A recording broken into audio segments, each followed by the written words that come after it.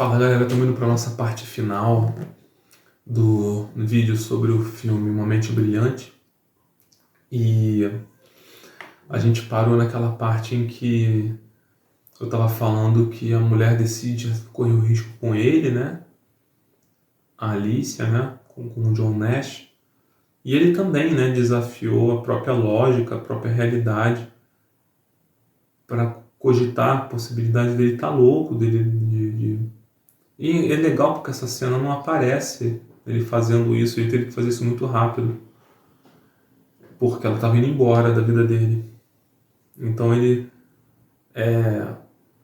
tinha que duvidar de si mesmo ali para cogitar a possibilidade de ele estar louco se ela tivesse certa, porque ele poderia estar perdendo ela, né? Então eu estava comentando sobre que isso era muito amor. E esse filme me emociona. Eu sou meio manteiga com o filme. Esse filme me emociona. Bom, essa mulher é fundamental na vida dele, né?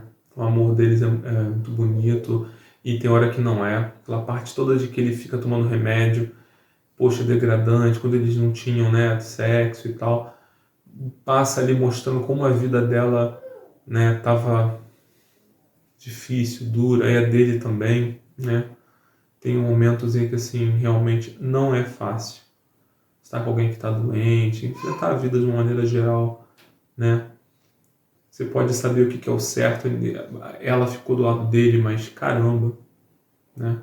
Trabalhando pra caramba e tal, e com medo. E imagina também ela, né?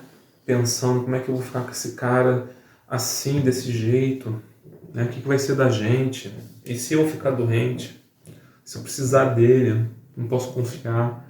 Muita coisa ali que não aparece diretamente também, né? Quanta gente que vive isso, inclusive. Acho que eu estava falando outro dia também sobre aquela questão do vídeo do Primo Rico dizendo que você vira barman e tal. Pô, você tem uma pessoa em casa assim, aí você vai deixar teu filho com ele lá para morrer afogado. Tem hora que não dá, você perde um emprego, sabe? Aí você tem que sair do trabalho, você não tem, sabe, você tem que ser ajudado para você ficar em casa cuidando da pessoa, porque aquela doença é uma, mas tem outras, né? Quem tem um parente com Alzheimer, por exemplo, em casa, caramba, você não deixa sozinho em casa, taca fogo na casa, vai embora, tipo, a pessoa morre, cara, não dá, e uma grande parcela da população tem condição de pagar cuidador, então não é só você resolver também, né? Você resolve sim muita coisa, mas você tem que olhar a tua realidade, o que é possível para você, enfim. É só um exemplo, né?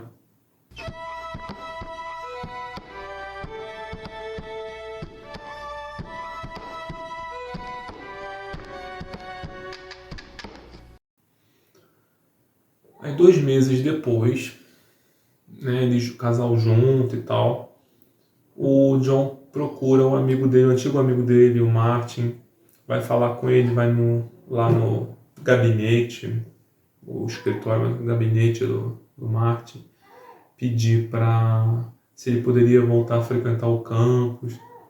E um negócio bacana também, uma certa humildade lá, ele vai pedir, ele gostaria, né, e sabe que faria bem para ele.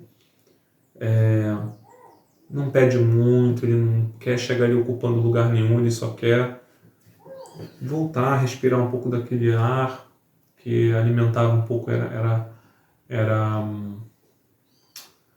motivador, vamos dizer, um inspirador para ele, né? E ele vai acreditando que seria recusado, talvez, né?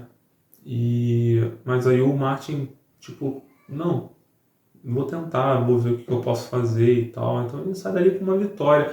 Mais uma vez um enfrentamento, mais uma vez um receio de não ser aceito, medo, né? O que vai ser da minha vida se eu não for aceito? Porque ele podia estar indo ali e não ser aceito e talvez nunca mais voltar ali. Isso é uma possibilidade, né? Quando você vai pedir alguma coisa, o sim e o não são as possibilidades mais prováveis, né? E é a sua vida, caramba, se você não for aceito. Como é que você vai fazer, cara? O quanto que você quer aquilo ali e tal. Às vezes você nem sabe o quanto você quer, né? Quando ele já tá lá, né, ele enfrenta, ele vai ir, por assim dizer. Você sai de um lugar onde você é uma pessoa reconhecida e tal, e você passa só a frequentar, você fica ali pela biblioteca. Também deve ser esquisito, né? O filme não retrata muito isso, mas mostra ele andando por lá. Daí ele tem um momento em que ele vive lá um episódio lá de... eu não sei bem como dizer, porque ele está discutindo com... acho que é com a gente, com o Patcher. Você não é real, você não existe e tal. Aquela pressão toda, né? E tem tipo como se fosse uma espécie de uma recaída, né? E aí o próprio Martin ajuda ele e tal. Daí ele, poxa, quando ele vai pra casa desanimado, né? Aí tem um momento. Aí é uma, vamos dizer assim, uma insinuação de que nós passamos por momentos que a gente quer desistir, que a gente desanima, né? Eu acho que ali foi isso. Talvez tenham havido muitos outros momentos, mas ali retrata um, né? Tem por que também botar muitos, né? Afinal de contas, dá para entender que é difícil, né? Muitas vezes sustentar uma posição, tá ali, se expor. Se expor, entre aspas, normal já é difícil, na condição dele é pior ainda. E ele falando sobre a falta que ele sentia de conversar também com um amigo, porque quando ele renuncia às imaginações, tem um amigo ali, tem a menininha que ele gostava, tem sentimentos envolvidos ali. Poxa, era o melhor amigo dele, ele sente falta de falar com o amigo. Já imaginou se seu melhor amigo, não só você descobrisse que ele não era real, mas você não ia mais falar com ele, você não ia poder alimentar aquilo ali, sabe? E você continua vendo ele, você tem que dar um gelo, vamos dizer assim, nele, sabe? Todo o sentimento que você tinha não vai embora, de repente. Então, ele chega a cogitar de voltar para o hospital, mas ele sabe que se ele for, ele também não volta, né? Porque ele não está bem. Tem uma visão médica sobre isso, de que ele supostamente teria que estar bem para sair. Então, tipo assim, se eu não tô bem e eu não vou ficar bem disso, se eu for pro hospital, eu não volto, né? E, né, o modelo médico vem falar sobre, de uma certa maneira, sobre cura, né? Mas tem áreas, tem especialidades como a psiquiatria que não cura, né? A loucura, né? Mas ainda assim continua existindo, né? Como diria o Foucault, né? É uma das poucas ou talvez a única especialidade que não resolve aquilo que ela se propõe a fazer, né? E ele, pô, né, nesse momento de dificuldade, tem a mulher dele do lado dele. Ah, desculpa, gente, o Foucault é um historiador e filósofo, Michel Foucault, bem conhecido no meio acadêmico. Eu estou falando aqui como se todo mundo soubesse quem é. Foucault é Michel Foucault. Ele fala sobre a história da loucura e coisas assim. Então, a mulher dele, sabe, é como se ele estivesse desistindo daquela vida ali, desse investimento, dessa vida acadêmica. Quando eu não estou falando da vida dele, porque não deixa de ser, mas eu estou falando da vida acadêmica. Ali, aquela investida, desistindo daquela investida e quase como se desistindo de si mesmo. E aí tá a mulher dele ali que encoraja ele. Tenta de novo amanhã. Hoje não foi bem, mas tenta amanhã. Amanhã pode ser melhor. E né, aí, por exemplo, né, tem uma área da psicologia que é a Gestalt terapia. Não é bem a área da psicologia que eu estou falando, modo de falar. É uma abordagem terapêutica, né, chamada Gestalt terapia. que vai falar de você viver sempre no aqui e agora e tal, procurar estar sempre, né, se remetendo ao aqui e agora, com uma maneira de você justamente não sofrer por antecipação, não achar que amanhã vai ser igual, várias coisas, ajuda em várias coisas. E geralmente você vai falar disso com um paciente, com alguém, quando a pessoa está nesse tipo de relação com o tempo, como se ele fosse ecoar, fosse ficar repetindo, né? E aí você novamente acaba não vivendo o tempo de maneira mais própria, assim, no presente, né? Como ele se apresenta. E nos grupos de 12 passos você vive o só por hoje, o alcoólatra, né, que é o mais famoso, o Alcoólicos Anônimos que gerou, né, o grupo de 12 passos nasceu com os Alcoólicos Anônimos, a coisa do só por hoje não vou evitar o primeiro gole, né, vou evitar o descontrole, vou evitar qualquer que seja a minha recaída, o meu problema. Porque você só vive um dia de cada vez mesmo. Você sempre vive no hoje, né? A justificativa é que o ontem, quando você viveu, era hoje, e o amanhã, quando você for viver, vai ser hoje novamente. Você está no hoje. Você não tem como sair do hoje. Você está sempre no hoje. Então ele não tem muito... Hoje não foi bom, mas já acabou. Amanhã talvez seja diferente, né? Vai ser um novo hoje, uma nova chance, né? De que as coisas sejam um pouco melhores. E ela encoraja ele. Ajuda, né? Ela faz parte da vida dele. Quando eu falo assim, eu não quero tirar ela da sua importância e tudo, né? Mas quando você fala do seu caminho, e eu pegando ele aqui de exemplo, tem pessoas como ela que vão estar ali do teu lado. É muito legal isso, que você decida com quem você vai caminhar o teu caminho. Porque por ele estar com uma pessoa ali, com uma mulher magnífica, né? Que ama ele também a ama e tudo, mas caramba, se tivesse escolhido mal, né? Tivesse com uma pessoa que está ali por interesse, sei lá o que, indiferente, caramba, foi fundamental ali para ele. Naquele momento, tenta de novo amanhã, né? Acreditando, encorajando ele, estimulando, né? Porque você não está bem o tempo inteiro. Às vezes você precisa do empurrão, às vezes você precisa de uma palavra mais amiga, que alguém te bote para cima, às vezes, assim. Claro que o ideal é que você se coloque para cima, que você veja que você é capaz e tudo, mas às vezes é muito difícil, às vezes você está cansado, às vezes você quer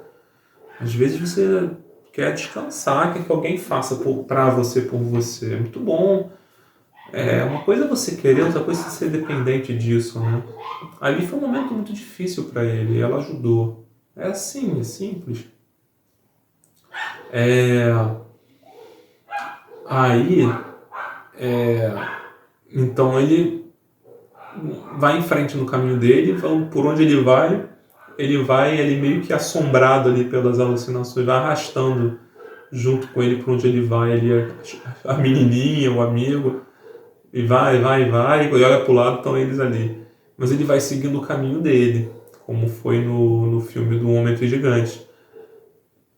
Ele banca, assim, ali quando ele estava com a mulher dele, ele estava vendo muita dificuldade. O Dr. Omaro lá do outro filme também, cara. Teve uma hora que ele se questionou e a mulher dele também.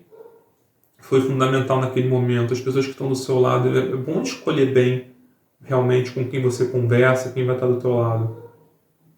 Né? O caminho é dele, mas ele não faz sozinho. E a mulher tem o dela. Né? Que é a história sobre o John Nash. Tem vários filmes com história sobre as mulheres, como aquele da Madame C.J. Walker, também, sabe, uma história da mulher. Tem uns filmes, tem menos, né? Aquele da Erin Brockovich, caramba, filmaço também. Podem também botar na lista aí que eu vou, depois a gente vai ver isso mais pra frente. Só que são outras temáticas. Mas fica a indicação. E o da Erin Brockovich, Mulher de Talento, também, indicação. São dois filmes bem bacanas sobre essa questão. E aí, valorizando também a mesma perspectiva, né, do caminho pelo viés feminino e com outras temáticas que a gente trabalha futuramente. O da Madame C.J. Walker, já é de você... O que acontece se você não escolhe bem com quem você vai viver o teu caminho, com quem você vai estar. E o Dani Brockovich, nesse aspecto especificamente, ela até que escolhe bem. Ela, quando começa, ela não está bem. Mas o cara que ela conhece, um cara muito legal, só que ela se dedica demais à situação que ela está vivendo. E o chefe que ela investe acaba sendo uma coisa boa, mas ela vai atrás. Não é exatamente um cara que eu diria que é amigo dela. Mas ela insiste, ela investe, ela acaba conseguindo obter o que ela quer. Aí teria mais a ver com essa questão do uso que eu falei para vocês no vídeo no filme do Homem entre Gigantes, que tem pessoas que precisam de você, que não necessariamente querem te usar, que são mais. A Erin Brockovich estaria nesse grupo. Ela acaba meio que usando o chefe, mas ela não é má. Tanto que o chefe ganha muito mais dinheiro do que ela. Enfim, né? Não vou dar spoiler. Já dei já, mas tudo bem. Então ele vai seguindo o caminho dele, o Patcher, o John Nash. E aí tem uma cena que eu acho muito feia, vamos dizer assim, que é com toda essa dificuldade, com tudo que ele está enfrentando, aí ele vai andando lá com certa dificuldade e passam pessoas zombando dele, imitando o jeito dele de andar, imitando a maneira dele, que para elas é estranha. Assim, de tudo de ruim que acontece com ele, isso é desnecessário, né? É a única coisa que não tinha necessidade, que poderia ter sido evitada, né? Isso é o que nós fazemos com essas pessoas. Porque as pessoas sofrem, nós sofremos, né? E a vida é difícil por causa disso. A gente está falando até aqui de tudo de ruim, o cara teve que abdicar da própria razão, perder amigo e tem emprego que você nunca teve e não sei o quê, e de repente, sabe, aí vem a pessoa zombar de você ainda. Assim, isso é desnecessário, isso, né? Qual é a graça? Que graça que tem você... Percebem? Pô, e a gente, quando a gente é imaturo, a gente acha a graça disso. Claro que eu já ri da maneira das pessoas de ser. Com certeza, né?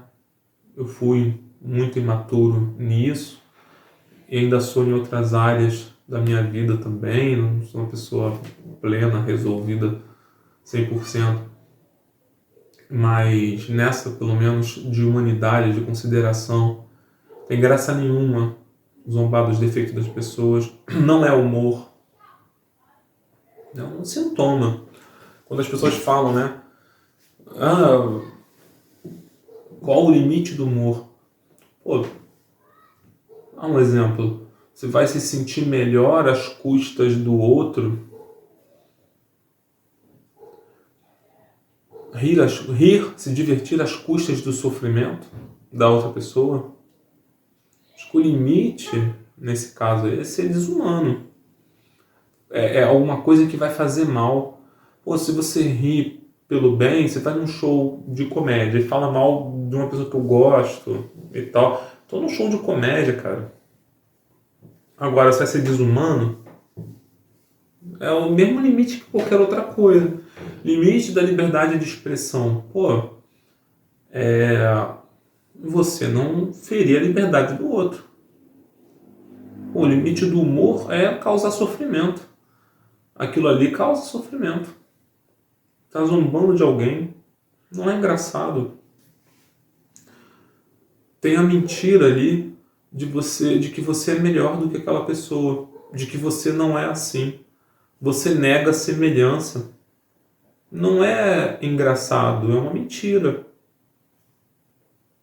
Ali a pessoa está se sentindo melhor às custas do outro. Olha aquilo ali, como é que pode? Ha, ha, ha. Qual é a graça, cara? Para pra pensar qual é a graça nisso. Você vai fazer, não, vou andar assim. Se eu chegar a começar a fazer careta, pode ser engraçado me ver fazendo careta, eu quebrar aqui uma postura.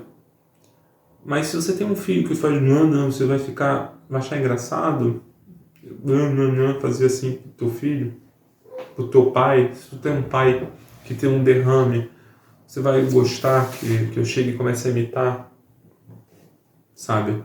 Não é engraçado. Não é engraçado, não é questão, não é opinião, não é engraçado, é doentio, é desumano porque é desconsiderado. Não é para estar numa categoria que se discuta gosto. Não tem que estar numa categoria porque é desumano. É como se alguém disser, não, mas matar alguém é engraçado. Aí libera, a lei vai permitir matar alguém num show de comédia. Não, a questão não é se é engraçado ou não. Sai da perspectiva. Quando você fala quando eu digo que o limite é desumano, é porque quando passa a ser desumano não se discute mais graça ou seja o que for ali relativo ao humor. Tem algo maior, mais importante, que é a humanidade. Você não prejudica a humanidade, a condição humana para entretenimento, para entreter alguém. É o que o cinema muitas vezes retrata quando tem aquelas cenas em que você tem um estádio, uma plateia e que você vai e mata alguém e todo mundo fica naquela euforia e tal, que nem, sei lá, o filme do Gladiador ou aquele do Schwarzenegger também, que tinha num programa de televisão. Agora esse do Round Six também, que tem uma plateia ali selecionada, vamos dizer assim, dos ricos, mas ainda é uma plateia, que as pessoas morrem para entreter. Cara, aí se você não tem limite, você perde um limite. Se não tem limite, pode tudo. Né? Então é claro que tem. E a questão é essa, né? O humor, ele tem uma função ali, humor como entretenimento, né? Então, é a parte triste, realmente, assim. Tudo que aquela pessoa está vivendo ali, sabe? Eu acho que merece esse comentário, porque a gente, na escola, no trabalho, a gente zomba dos outros. Cara, você gasta um tempo que você poderia estar conhecendo essa pessoa, tentando entender pelo que ela passa, pensando em uma maneira de ajudar essa pessoa. E talvez você possam estar achando que, mas condenação moral. Dane-se, cara. Tem hora que é mais importante, sabe? O outro tem que ser, às vezes, mais importante do que o seu humor, do que o seu divertimento. Se você não concorda, tem uma coisa errada contigo. E ok, poxa, eu não sou perfeito. Tá, tem alguma coisa errada com você, comigo, com o John Nash, mas assim, eu me trato. John Nash lidou com a questão dele e você tá aqui para tentar lidar com a sua. Se você está rindo de alguém que está com dificuldade, você não está se colocando no lugar da pessoa, você não está você não tem sentimentos pela pessoa. Você não é obrigado a cuidar de ninguém, mas assim, é a maneira que você se relaciona com o mundo. E na mesma maneira que o John Nash tem a régua que ele media o Martin, aquela régua se voltou para ele, é o que acontece com você se amanhã depois você tiver um derrame, se amanhã depois você tiver uma condição e as pessoas zombarem de você vai gostar? Porque esse mundo é o mundo que você está criando quando você zomba. Quando a gente faz isso, quando a gente ri, quando a gente desqualifica o outro, olha a roupa daquele cara. Amanhã depois pode ser você, que botou uma roupa que você achou que tá legal e não tá, e as pessoas zombarem de você ao invés de simplesmente deixar você em paz. Você sozinho talvez perceba que não ficou legal. Ou um amigo pode chegar pra você e falar, essa roupa não tá legal não, cara, tal. Agora, ou você pode ser zombado publicamente, passar uma vergonha. O que você prefere? Assim, tem gente que vai ser zombado e não vai ligar, não vai se importar com essa situação. Mas todo mundo se importa com alguma coisa. E aquilo que geralmente a gente zomba, que a gente mais manifesta ali uma discordância é aquilo que a gente mais nega na gente. Eu já falei disso no outro vídeo. E é ali que teu calo dói. Então isso também é pra gente se conhecer, tá? Agora, assim, se a dor do outro, se a vivência do outro não te desperta nada, se você não tem tempo para pensar no outro, você está naquele lugar do John Nash, do egocêntrico. Tudo que você vive é sobre você mesmo, sobre como você se sente, não é sobre o outro. Então fica aí uma chamada para essa questão. Continuando, né, gente? É a parte do filme que vai para justamente a interação com outros alunos e a ajuda com outras pessoas. A questão dele começa a se misturar com a questão dos alunos. A dificuldade dele colocou ele de encontro com alunos que estavam com dificuldades acadêmicas e que era uma oportunidade muito boa para ele de interação. E aí ele incorporou o comportamento do amigo imaginário dele, oferecendo um lanche para um aluno que estava se matando para entender um negócio. Ele para e pergunta se ele já comeu alguma coisa, como um amigo fazia com ele. Porque aquilo ali, de alguma maneira, é parte dele. Aquele amigo ali é parte dele. Ele aprendeu alguma coisa com esse amigo, ele viveu aquilo. Ele começa a usar aquilo em benefício dele.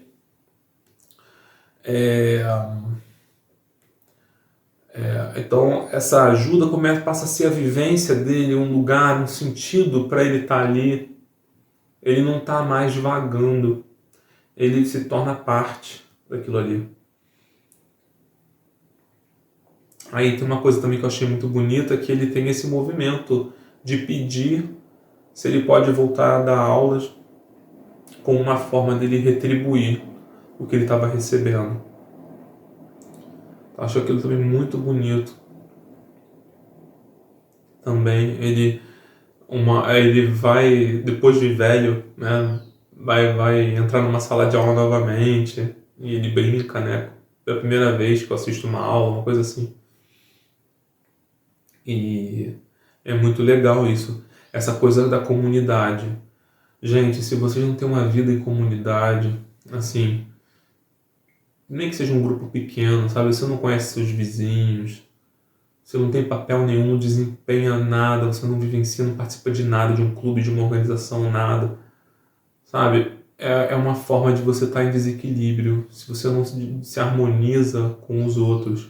Nós precisamos conviver com outras pessoas, sair um pouco, pelo menos. Nesse ponto, a religião, no sentido mais do homem, né, mundano mesmo, você tem um grupo, uma comunidade. Não estou falando de religião de igreja necessariamente, mas também pode ser um trabalho social. Você pode trabalhar essa coisa que tem muita gente que faz, faz um trabalho voluntário numa ONG, legal. Mas o convívio, né, cara? Se você trabalha e você vai pro trabalho, bate o cartão, chega lá, trabalha, sai e volta para casa. Pô, digamos assim, você trabalha no hospital, ali em volta tem vida. Os funcionários que estão ali por fora, muitas vezes é da limpeza, ou alguém está cuidando do jardim, pessoas que estão lanchando ali perto, tudo ali está acontecendo vida em volta. Tem, né, claro, as pessoas que estão indo visitar ou trazer alguém, mas eu digo, uma empresa, tem pessoas que estão ali fora, né, que trabalham em outro setor. Você trabalha numa sala, de repente, num negócio fechado, mas tem gente para além dos seus colegas de trabalho também. Ocupações, às vezes você faz uma natação e não conhece ninguém. Às vezes você leva seu filho no parquinho, aí você não conversa com os outros pais, sabe?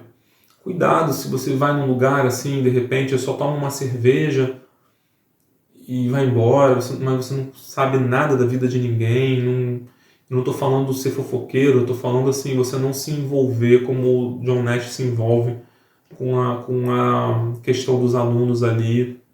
Isso é conviver, isso é conhecer um pouco, tá? É importante. muito importante, faz bem. Até que, bom, finalmente, né, ele recebe uma visita, ele estava terminando uma aula, ele recebe a visita de um senhor, aí ele pergunta para a menina, para uma das alunas lá, se ela tá vendo ele, se ele é real, ela fala que sim, então ele passa a acreditar. Interessante também, uma maneira dele lidar com o problema, isso aparece no final. Lida é isso, né, cara? Muitas vezes você não resolve o problema de estar vendo pessoas que não existem, mas você sabe que tem uma pessoa ali que é tua aluna, que ela é real, provavelmente você já verificou, né? Então ela pode te ajudar. Então, em vez de ele tentar decidir o que é real e o que não é, porque ele não tem essa capacidade, ele duvida dessa capacidade, ele recorre a um outro recurso, cara. Simples. Isso é simples e não tem que ser mais do que isso, não tem que ser mais complexo do que isso, né? Discutir a realidade é muito complexo, mas ali naquele momento é uma solução simples. E isso é uma maneira de você... Às vezes você tem que simplificar mesmo, para você seguir em frente com a tua vida. Bom, ele recebe essa visita e está sendo convidado, está sendo indicado, né, para o Prêmio Nobel, né? Isso é muito bacana, essa cena. A questão da cafeteria, né? Que novamente, desculpem, ainda nessa coisa dele duvidar se ele é real, também tem aí o receio, né, de retomar o problema anterior, de que esteja aparecendo uma nova personalidade aí falsa, né, uma nova alucinação, né? E então esse receio, esse medo ajuda ele a se cuidar. Quando ele fala isso também com essa aluna, ele recorre à aluna, ele não se basta. Isso também é uma humildade. Ele não se humilha. Ele é professor, ele tem autoridade, ele mantém exatamente o lugar dele como professor. Percebam a diferença de humildade e humilhação. Quando ele chega, ele reconhece a limitação dele, ele chega para a aluna e você está vendo ele lida com humor, inclusive. Não tem nada de humilhante em você ser humilde. Ele é humilde. Eu não sei o que é real e o que não é. Eu duvido, não é que ele não saiba, ele duvida disso. Ele sabe que ele tem um comprometimento nisso. Ele está vendo o cara parece real, né? Mas ele já teve problemas antes, então ele pede ajuda, recebe ajuda numa boa e o pessoal que conhece já acostuma, né? E aí tudo flui muito bem. É um detalhe, você vê que a cena ela é importante, mas ela passa, quase que eu deixo de mencionar isso também aqui. De tão simples e genial ao mesmo tempo, né? Pra vocês entenderem, tá, gente? Muitas vezes vocês vão ter um problema que vai aparecer um dragão de 7 cabeças. E tá, beleza, mas às vezes é só isso. O dragão não vai fazer nada, ele vai ficar ali, tipo, valeu, dragão, tchau. E você vai no mercado lá e o dragão vai contigo, sabe? Às vezes é isso, gente. Às vezes o dragão cospe fogo e você precisa de fogo para acender alguma coisa, sabe? Não quer dizer que necessariamente você vai morrer por causa do dragão. A gente vai morrer de qualquer jeito, né? Mas enfim, vale essa passada aí para a questão da humildade, como você saber o teu lugar, você saber quando você se conhece, você adquire essa humildade. Não tem nada errado com isso, é assim que eu sou e paciência, e vou lá, pergunto, não fez mal nenhum, né? Enfim, e aí ele vai para a cafeteria. Ali ele já tem um receio, ali já era uma coisa que ele não tinha enfrentado.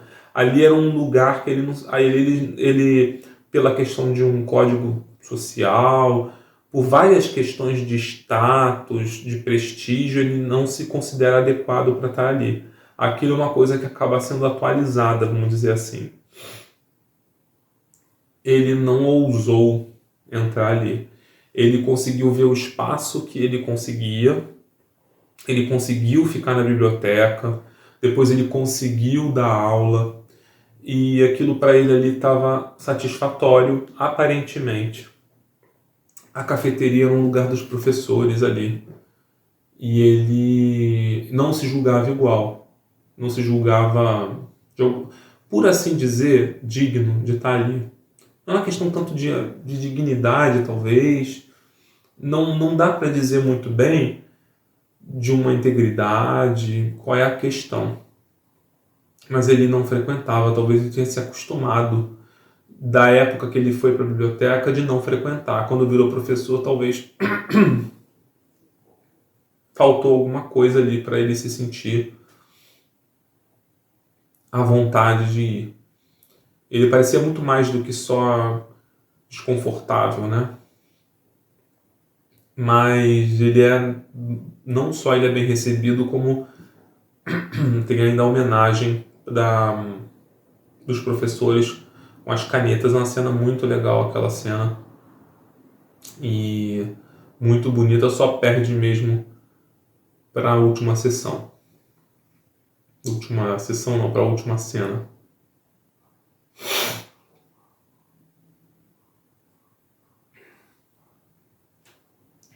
Aí a gente vai para a última cena em que ele está na entrega do Nobel e vai fazer um discurso, né? Então eu peço licença por repetir as palavras dele, né? Ele diz: eu sempre acreditei nos números, nas equações lógicas que conduzem à razão, mas após uma vida perseguindo-os, pergunto: o que é realmente lógica? Quem decide a razão? Minha busca me levou através do físico, metafísico, o alucinatório e de volta. Então eu fiz a descoberta mais importante da minha carreira, a descoberta mais importante da minha vida. É apenas nas misteriosas equações do amor que se encontram quaisquer razões lógicas. Só estou aqui essa noite graças a você.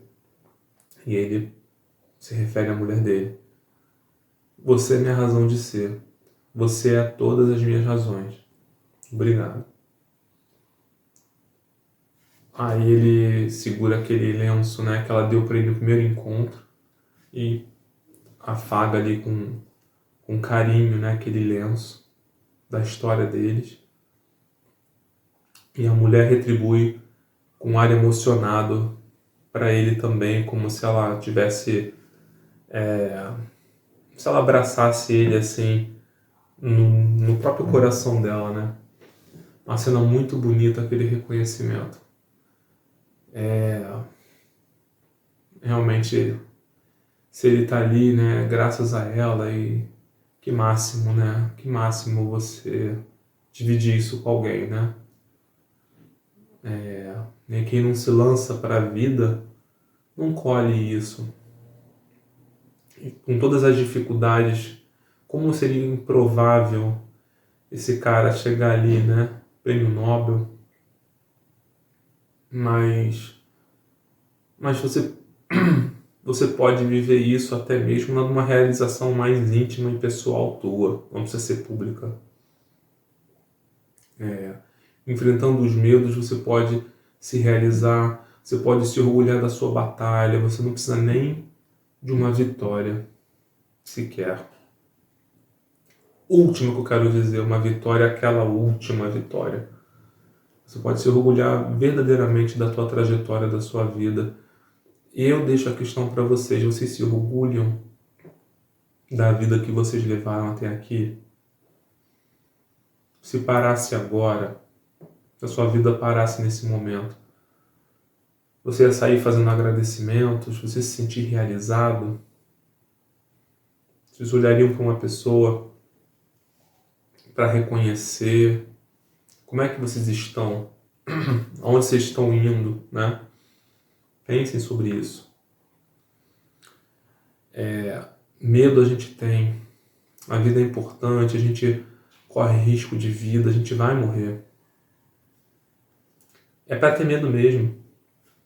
Temer as coisas só não teme quem é tolo, quem é ingênuo.